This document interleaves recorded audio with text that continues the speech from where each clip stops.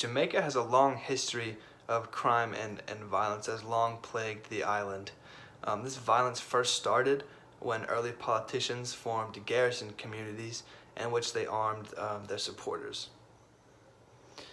However, nowadays, this violence and crime is brought on by cocaine traffickers, gangs, and just an excess of guns on the street.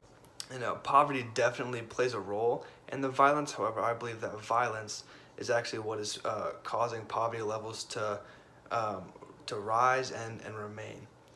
A perfect example of this is a man named Eddie Russell, who's a citizen of a town called Trenchtown. Trenchtown has a very high homicide rate. About half the homicides are gang-related, and another 1/3 are just domestic.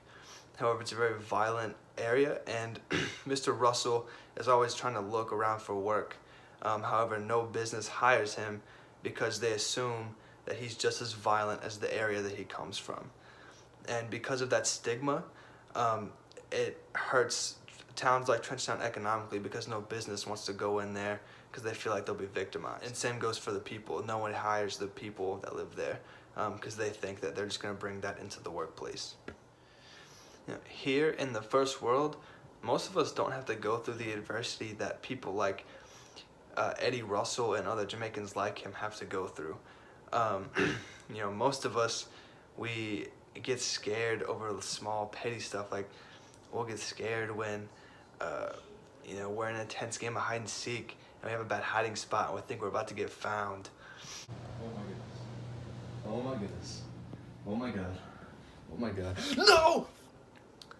Or we're in the bathroom and we look over and we're like, oh crap, I'm out of toilet paper. Oh my god.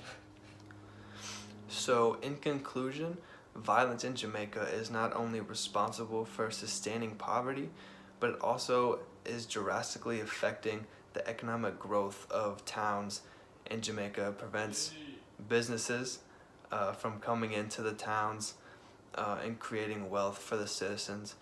And this lack of opportunity also leads young men who are just coming out of high school to join gangs, and it creates power for the gangs because that's the only source of work that they have.